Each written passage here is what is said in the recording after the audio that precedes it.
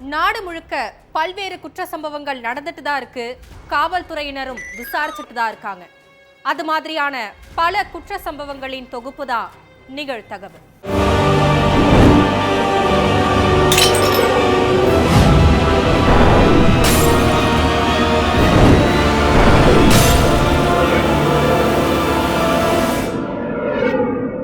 நிகழ்தகவு.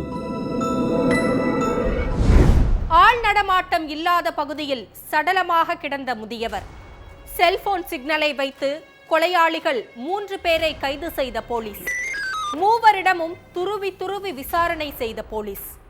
விசாரணையில் வெளியான பல அதிர்ச்சி தகவல்கள். முதியவரை கொலை செய்தது மட்டுமில்லாமல் மேலும் ஒரு கொலை வழக்கிலும் சம்பந்தப்பட்டது அம்பலம்.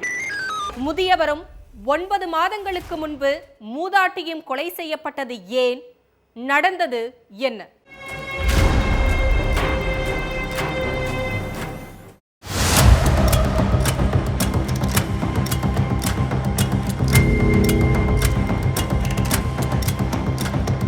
மார்ச் 19ஆம் தேதி வீட்ல இருந்த எல்லாரும் விவசாய பணிக்கு போயிட்டாங்க. மூதாட்டி நாகம்மாள் மட்டும் வீட்ல தனியா இருந்தாங்க. அப்ப திடீர்னு மூதாட்டி நாகம்மாளுடைய வீட்ல இருந்து கரும் புகை வெளியேறி இருக்கு. இத பார்த்து அதிர்ச்சி அடைஞ்ச சிலர் அந்த வீட்டுக்கு ஓடி போய் பார்த்திருக்காங்க. கரும் புகை சூழ்ந்திருந்ததால அவங்களால வீட்டுக்குள்ள போக முடியல. இதனால கிராம மக்கள் சூளகிரி போலீஸுக்கும் தீயணைப்பு துறைக்கும் தகவல் கொடுத்திருக்காங்க. உடனடியா ஸ்பாட்டுக்கு வந்த போலீஸ் அந்த வீட்டுக்குள்ள போய் பார்த்திருக்காங்க. அப்போ மூதாட்டி கழுத்தறுக்கப்பட்ட நிலையில சடலமா கிடந்திருக்காங்க. அது மட்டும் இல்லாம மூதாட்டி மூக்குல அணிஞ்சிருந்த மூக்குத்தியையும் கையில அணிஞ்சிருந்த மோதிரத்தையும் காணல. இத நோட் பண்ண கிராம மக்கள் நகைகள் காணோங்கிற விஷயத்த போலீஸ் கிட்ட சொல்லியிருக்காங்க. இதனால இது நகைக்காக நடந்த கொலைன்னு சந்தேகப்பட்ட போலீஸ் கொலையாளி யாருன்னு விசாரிக்க ஆரம்பிச்சாங்க. அந்த ஏரியாவில் இருக்கிற எல்லா சிசிடிவி காட்சிகளையும் எடுத்து ஆய்வு பண்ணியிருக்காங்க. அதையடுத்து மூதாட்டியுடைய செல்போன் நம்பருக்கு வந்த லாஸ்ட் கால், அடிக்கடி வந்த போன் கால்னு எல்லாத்தையும் எடுத்து பார்த்திருக்காங்க போலீஸ். ஆனா அதுல எந்த ஒரு துப்பும் கிடைக்கல. இதனால கொலையாளிய கண்டுபிடிக்க முடியாம போலீஸ் திணறிக்கிட்டு இருந்திருக்காங்க. அதுக்கு பிறகு நாகம்மாள் வசிச்சிட்டு இருந்த கிராம மக்கள் கிட்டையும் சுற்றுவட்டார கிராம மக்கள் கிட்டையும் தனித்தனியா போலீஸ் விசாரிச்சிருக்காங்க. அப்போ அதே கிராமத்தை சேர்ந்த முனியம்மாள் போட்டிருந்த சேலையில ரத்த கரை இருந்திருக்கு. இதனால முனியம்மாள் கிட்ட விசாரணை பண்ணியிருக்காங்க போலீஸ். அதுல அவங்க தனக்கு மாதவிடாய் ஏற்பட்டதால ரத்த கரையா இருக்குன்னு சொல்லியிருக்காங்க. இதனால அவங்கள வீட்டுக்கு அனுப்பி வச்ச போலீஸ் உண்மையான கொலையாளிகளை கண்டுபிடிக்க முடியாம திணற ஆரம்பிச்சாங்க. இதையடுத்து இந்த வழக்குல எந்த ஒரு முன்னேற்றமும் இல்லாததால இந்த வழக்க போலீஸ் அப்படியே கிடப்புல போட்டுட்டாங்க. கடந்த 16ஆம் தேதி தேன்கனி கோட்டை அடுத்த திம்மச்சத்திரம் பகுதியில முதியவர் ஒருத்தர் தலையில ரத்த காயங்களோட உயிரிழந்து கிடக்கிறதா தேன்கனி கோட்டை போலீசாருக்கு தகவல் கிடைச்சது. இதனால சம்பவ இடத்துக்கு போன போலீஸ் சடலத்தை மீட்டு போஸ்ட்மார்ட்டத்துக்கு அனுப்பி வச்சுட்டு விசாரணையில இறங்குனாங்க. அதுல உயிரிழந்தது மாகடி கிராமத்தை சேர்ந்த முனியப்பான்னு தெரிய வந்திருக்கு. அதுக்கப்புறம் முனியப்பா எப்படி உயிரிழந்தார்னு தெரிஞ்சுக்க போலீஸ் விசாரணையில இறங்குனாங்க. முதல்ல முனியப்பாவுடைய செல்போன் நம்பரை கைப்பற்றின போலீஸ் சம்பவம் நடந்த இடத்துல வேற நபர்களுடைய செல்போன் எதுவும் சிக்னல் பதிவாகியிருக்கான்னு பார்த்திருக்காங்க. அதுல சாரண்டப்பள்ளியை சேர்ந்த நாகராஜ், உத்தனப்பள்ளி பெட்ரோல் பங்க் எதிரில வசிச்சுக்கிட்டு இருக்கிற சின்னராஜ், தேன்கனிக்கோட்டை பித்திரெட்டி கிராமத்தை சேர்ந்த சக்திவேல் ஆகியோரது செல்போன் எண்களை காட்டியிருக்கு. அது மூலமா அவங்கள பிடிச்ச போலீஸ் 3 பேர்கிட்டையும் விசாரணை பண்ணாங்க. அதுலதான் பல பகீர் தகவல்கள் வெளியாகி இருக்கு. கிருஷ்ணகிரியில உள்ள தேன்கனிக்கோட்டை மாகடி கிராமத்தை சேர்ந்த 60 வயதான முனியப்பா ஆடுகளை வளர்த்துக்கிட்டு இருந்தாரு. 15ஆம் தேதி அன்னைக்கு ஆடுங்களை விற்பனை செஞ்சுட்டு தேன்கனிக்கோட்டை பஸ் ஸ்டாண்டுக்கு வந்திருக்காரு. அப்போ அங்க முனியப்பாவுடைய உறவுக்காரர்களான நாகராஜ், சின்னராஜ், சக்திவேல்னு 3 பேருமே இருந்திருக்காங்க. அதுக்கடுத்து 4 பேருமா சேர்ந்து தேன்கனிக்கோட்டை திம்மசத்திரம் சாலையில உள்ள டாஸ்மாக் கடைக்கு போயிருக்காங்க. முனியப்பா ஆடு வித்த பணத்தை வச்சு எல்லாருக்கும் மது வாங்கி கொடுத்திருக்காரு. அதுக்கு பிறகு எல்லாரும் ஒரு ஆள் நடமாட்டம் இல்லாத பகுதியில உட்கார்ந்து குடிச்சிருக்காங்க. அப்போ அந்த 3 பேரும் முனியப்பா கிட்ட புது துணிகள் வாங்கி கொடுங்கன்னு கேட்டிருக்காங்க. அதுக்கு ஓகே சொன்ன முனியப்பா 3 பேரையும் கூட்டிட்டு போய் அவங்களுக்கு புது துணி வாங்கி கொடுத்து மறுபடியும் வந்து மது குடிச்சிருக்காங்க. அப்போ மது போதையில இருந்த முனியப்பா, இன்னைக்கு நிறைய செலவு பண்ணிட்டேன், என்கிட்ட இப்போதைக்கு 17,500 ரூபாய் தான் இருக்குன்னு பணத்தை எடுத்து காட்டியிருக்காரு.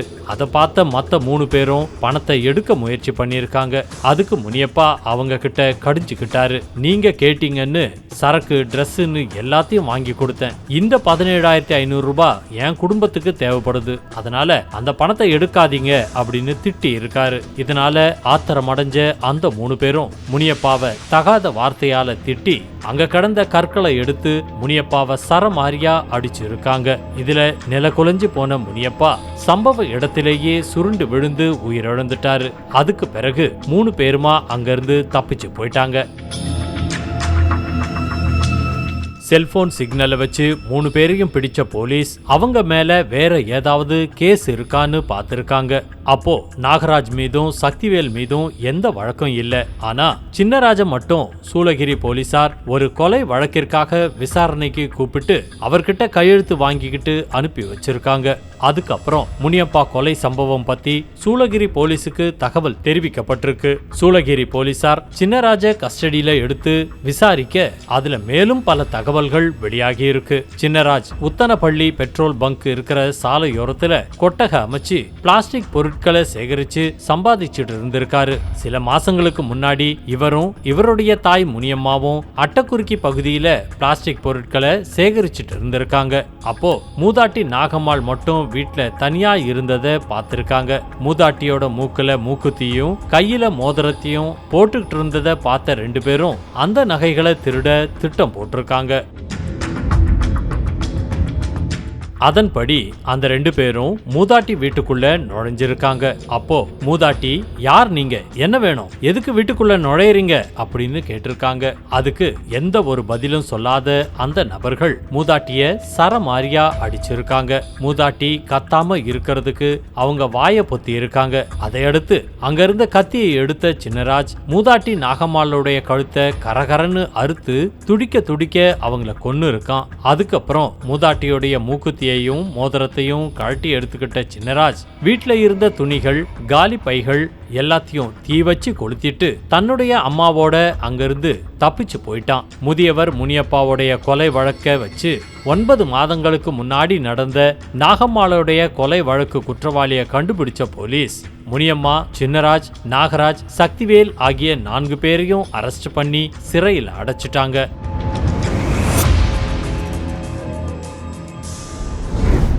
உடல்நிலை சரியில்லாததால் வேலையில் இருந்து பாதியில் வீடு திரும்பிய கணவன் வீட்டின் கதவை திறந்ததும் காத்திருந்த பேரதிர்ச்சி.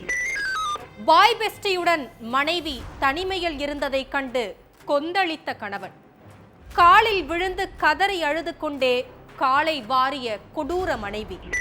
துடிக்க துடிக்க கழுத்தை நெரித்து கொன்றுவிட்டு கபட நாடகம்.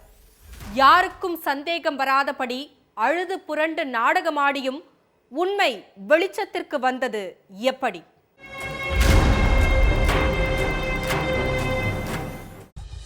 வீட்டு வாசல்ல நின்னு ஒரு பெண்ணு கத்தி கதறிக்கிட்டு இருந்திருக்காங்க. என்னையும் பிள்ளைகளையும் இப்படி தனியா விட்டுட்டு போயிட்டீங்களேன்னு மனைவி ஸ்ரீ ருத்திலயா அழுதுகிட்டு இருந்திருக்காங்க. சத்தம் கேட்டு பக்கத்து வீட்டுக்காரங்கெல்லாம் வந்து பார்த்தப்ப வீட்டுக்கு பின்னாடி இருந்த ஸ்லாப் கொக்கியில தூக்குல தொங்கிக்கிட்டு இருந்திருக்காரு கணவன் ஹரிநாத். விஷயம் தெரிஞ்சு கொஞ்ச நேரத்திலேயே சொந்தக்காரங்கெல்லாம் அங்க வந்துட்டாங்க. என்னாச்சுன்னு மனைவி ஸ்ரீ ருத்திலயா கிட்ட விசாரிச்சப்ப வழக்கம் போல நைட்டு குடிச்சிட்டு வீட்டுக்கு வந்தாரு. 2 பொம்பளை பிள்ளைங்களை கரை சேர்க்கணும்னு கொஞ்சமாச்சும் அக்கறை இருக்கான்னு கேட்டு சத்தம் போட்டேன். அப்படியே அந்த சண்டை பெருசாகிடுச்சு. அந்த கோபத்துல தான் இப்படி பண்ணிக்கிட்டாருன்னு அழுதுகிட்டே சொல்லி இருக்காங்க.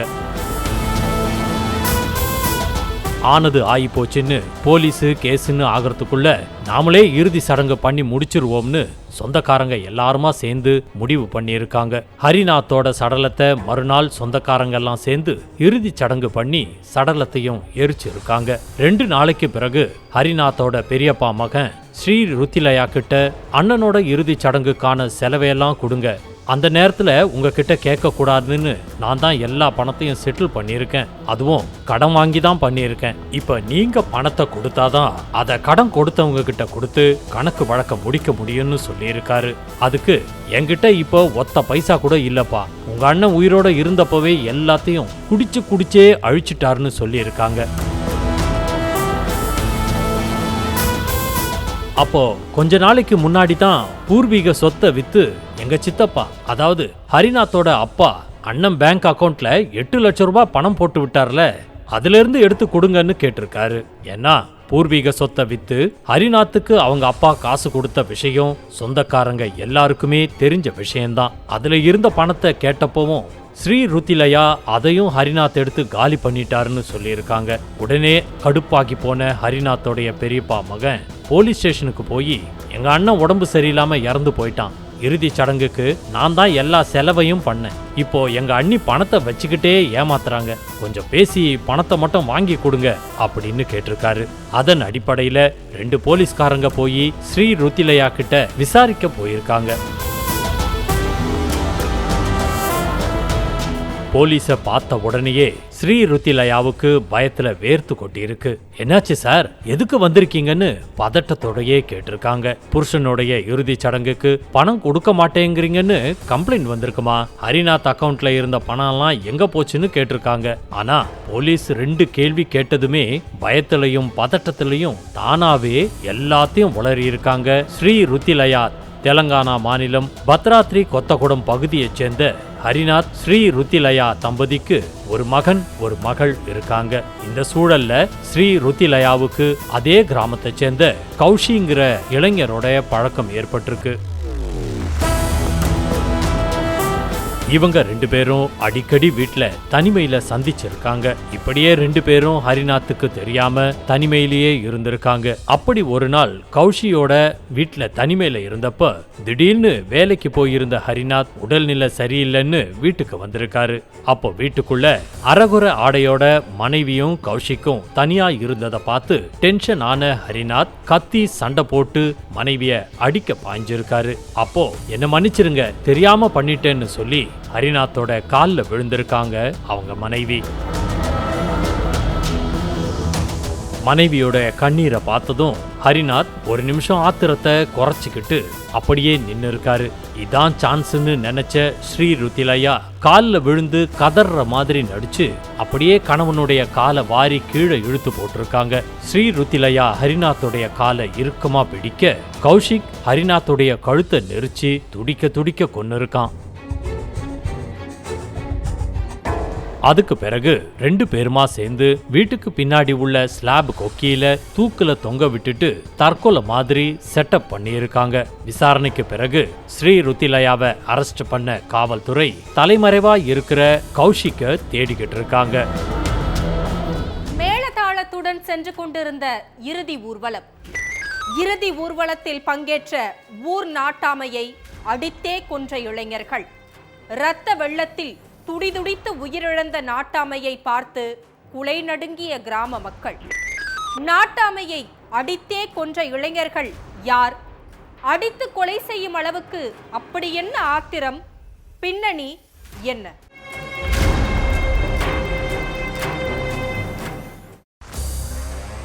ரோட்டுல ஏகப்பட்ட வண்டிகள் போய்கிட்டு இருந்திருக்கு. மக்கள் சிலர் நடந்து போய்கிட்டு இருந்திருக்காங்க. அப்போ அந்த வழியில மேளதாளத்தோட இறுதி ஊர்வலமும் போய்கிட்டு இருக்க கொஞ்ச நேரத்திலேயே அந்த இடம் போர்க்களம் மாதிரி ஆகியிருக்கு. ஏன்னா இறுதி ஊர்வலத்துல இருந்த சஞ்சயும் அவருடைய நண்பர்களும் சேர்ந்து அந்த ஊர் நாட்டாம சுதாகர கட்டையால வெறித்தனமா தாக்கி இருக்காங்க. இந்த கொடூர தாக்குதலை பார்த்து மக்கள் எல்லாரும் நாலாபுறமும் சிதறி அடிச்சு ஓடி இருக்காங்க. அதுக்கு பிறகு விஷயம் தெரிஞ்சு ஸ்பாட்டுக்கு வந்த போலீஸ் ரத்த வெள்ளத்துல கிடந்த சுதாகர மீட்டு ஹாஸ்பிட்டலுக்கு அனுப்பி வச்சாங்க. அங்க சுதாகர பரிசோதனை பண்ண மருத்துவர்கள் அவர் ஏற்கனவே உயிரிழந்துட்டதா சொல்லிட்டாங்க.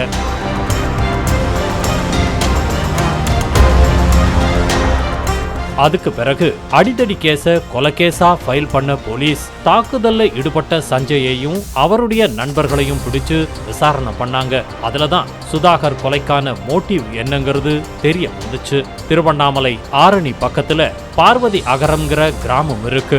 இங்க குடும்பத்தோட வாழ்ந்துகிட்டு வந்த 25 வயதான சந்துருங்கிற இளைஞர் குடும்ப பிரச்சனையால தூக்கு போட்டு தற்கொலை பண்ணிக்கிட்டாரு. உடனே குடும்பத்துல உள்ளவங்க சந்துருவை மீட்டு பக்கத்துல உள்ள ஹாஸ்பிட்டலுக்கு கூட்டிட்டு போனாங்க. அங்க அவரை பரிசோதித்த மருத்துவர்கள் அவர் உயிரிழந்துட்டதா சொல்லிட்டாங்க. அதுக்கு பிறகு சடலத்தை வீட்டுக்கு கொண்டு வந்த உறவினர்கள் சந்துருவை பிரேத பரிசோதனை பண்ணக்கூடாதுன்னு சொல்லி உடனே இறுதி சடங்குகளை பண்ண ஆரம்பிச்சிருக்காங்க. அந்த சமயம் அங்க வந்த ஊர் நாட்டாம சுதாகர் உடலை போஸ்ட்மார்ட்டத்துக்கு பண்ணாம எப்படி இறுதி சடங்கு பண்ணுவீங்கன்னு கேட்டிருக்காரு. அப்போ சந்துருவோட அண்ணன் சஞ்சயும் உறவினர்களும் சந்துருவோட சடலத்தை போஸ்ட்மார்ட்டம் பண்றதுக்கு ஒத்துக்கவே இல்லை. அதான் அவன் வேதனையில தற்கொலை பண்ணி இறந்து போயிட்டானே, பேசாம அடக்கம் பண்ற வேலையை விட்டுட்டு எதுக்கு போஸ்ட்மார்ட்டம்லாம் பண்ணணும், இறந்ததுக்கு அப்புறமும் எங்க வீட்டு பையனோட உடலை வெட்டி கூறு போடுறத எங்களால தாங்கிக்க முடியாதுன்னு சென்டிமெண்டா பேசியிருக்காங்க. அப்போ பிரேத பரிசோதனை பண்ணித்தான் ஆகணும்னு ஊர் பின்பற்றிட்டு இருக்கிற நடைமுறைய கடைபிடிச்சு தான் ஆகணும்னு சொல்லியிருக்காரு சுதாகர். அந்த சமயம் சஞ்சய்க்கும் சுதாகருக்கும் இடையில வாக்குவாதம் ஏற்பட்டு அது கை கலப்பா மாறிடுச்சு. அங்க இருந்தவங்க 2 பேரையும் விலக்கி விட்டுருக்காங்க. அதுக்கு பிறகு சொல்ல வேண்டியதை சொல்லிட்டேன், இதுக்கப்புறமும் உங்க இஷ்டம் அப்படின்னு சொல்லிட்டு ஊர் நாட்டாம சுதாகர் அங்க இருந்து கிளம்பி போயிட்டாரு. அதுக்கு பிறகு சந்துருவுக்கு இறுதி சடங்கு நடந்துகிட்டு இருந்தப்போ அங்க போலீஸ் வந்திருக்காங்க. போஸ்ட்மார்ட்டம் பண்ணாம எப்படி இறுதி சடங்கு பண்ணுவீங்கன்னு கேட்ட போலீஸ் சந்துருவோட சடலத்தை மீட்டு பிரேத பரிசோதனைக்கு அனுப்பி வச்சாங்க. அதுல சந்துரு தற்கொலை தான் பண்ணிக்கிட்டாருங்கிறது உறுதியானதுக்கு பிறகு 2 நாட்கள்ல போஸ்ட்மார்ட்டம் பண்ண சந்துருவோட உடலை உறவினர்கள் கிட்ட ஒப்படைச்சிட்டாங்க. அதுக்கு பிறகு மறுபடியும் சந்துருவுக்கு இறுதி சடங்கு பண்ணி சடலத்தை ஊர்வலம் கொண்டு போனாங்க.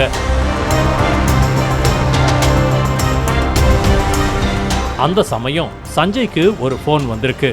அதுல பேசின அவனுடைய ஃப்ரெண்டு ஒருத்தன் சந்துருவை பிரேத பரிசோதனை பண்ணி உடலை கூறு போட்டதுக்கு சுதாகர் தான் காரணம்னு அவர் தான் போலீஸுக்கு தகவல் சொல்லியிருக்காருன்னு சொல்லியிருக்கான். அதை கேட்ட உடனே ஆத்திரத்தோட உச்சத்துக்கு போன சஞ்சயும் அவனுடைய ஃப்ரெண்டு லோகேஷுமா சேர்ந்து இறுதி ஊர்வலத்துக்கு வந்த ஊர் நாட்டாமையான சுதாகரை வெறித்தனமா அடிச்சிருக்காங்க.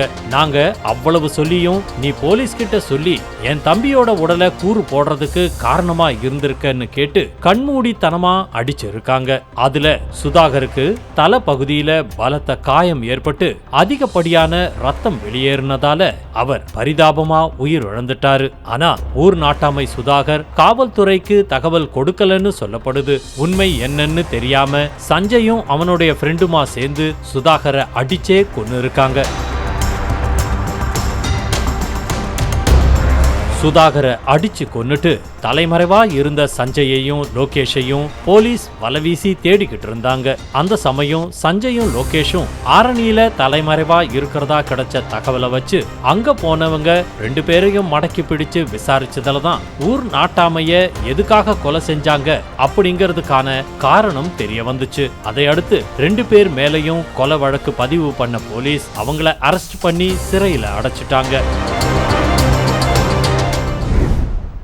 கட்டிலில் கத்திக்குத்து காயங்களோடு சடலமாக கிடந்த கணவன் கிடந்த கோலத்தை கண்டு கதறி அழுத மனைவி, இளைஞர் ஒருவரை பிடித்து கஸ்டடியில் எடுத்த போலீஸ், விசாரணையில் வெளிவந்த பல பகீர் தகவல்கள்.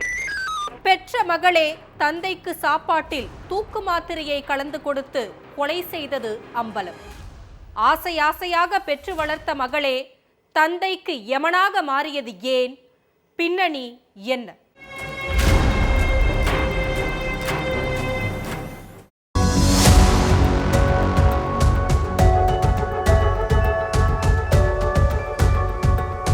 காலை 6 மணி. ஷானாங்கிற நபரோட மனைவி தூங்கி எழுந்திருந்திருக்காங்க. அப்போ பக்கத்துல படுத்திருந்த ஷானா கத்தி குத்து காயங்களோட ரத்த வெள்ளத்துல உயிரிழந்து கிடந்திருக்காரு. இத பார்த்து அதிர்ச்சி அடைஞ்ச அவங்க மனைவி கத்தி கதறி அழுதுருக்காங்க. சத்தத்தை கேட்டு ஓடி வந்து அக்கம் பக்கத்துக்காரங்க பார்த்தப்ப உடனடியா போலீஸுக்கு போன் பண்ணி தகவலை சொல்லிட்டாங்க. இத கேட்டு சம்பவ இடத்துக்கு வந்த போலீஸ் சடலத்தை மீட்டு போஸ்ட்மார்ட்டத்துக்கு அனுப்பி வச்சிருக்காங்க. அதை அடுத்து ஷானாவோட மனைவி கிட்ட போலீஸ் விசாரணை பண்ணாங்க. உங்களுக்கு யார் மேலேயாச்சும் சந்தேகம் இருக்கா, யார் கூடவாது ஷானாவுக்கு முன்பகை இருக்கான்னு கேட்டிருக்காங்க. அப்போ எங்க குடும்பத்துக்கும் ரஞ்சித்துங்கிற இளைஞருக்கும் பிரச்சனை இருந்துச்சு, ஒருவேளை அவன் தான் என் கணவரை கொன்னு இருப்பான்னு எனக்கு சந்தேகமா இருக்குன்னு சொல்லியிருக்காங்க ஷானாவோட மனைவி. இதனால ரஞ்சித்தை கஸ்டடியில எடுத்த போலீஸ் அவர்கிட்ட விசாரணை பண்ணாங்க. குஜராத்ல உள்ள வதோதரா பகுதியை சேர்ந்த ஷானாவுக்கு கல்யாணமாகி 17 வயசுல ஒரு மகள் இருக்காங்க. இந்த சிறுமியும் அதே பகுதியை சேர்ந்த ரஞ்சித்துங்கிற நபரும் நண்பர்களா பழக ஆரம்பிச்சு அதுக்கப்புறம் காதலிச்சுக்கிட்டு இருந்திருக்காங்க. ஆனா அடுத்த கொஞ்ச நாட்கள்ல இவங்களுடைய காதல் விவகாரம் சிறுமியோட வீட்டுக்கு தெரிய வந்திருக்கு.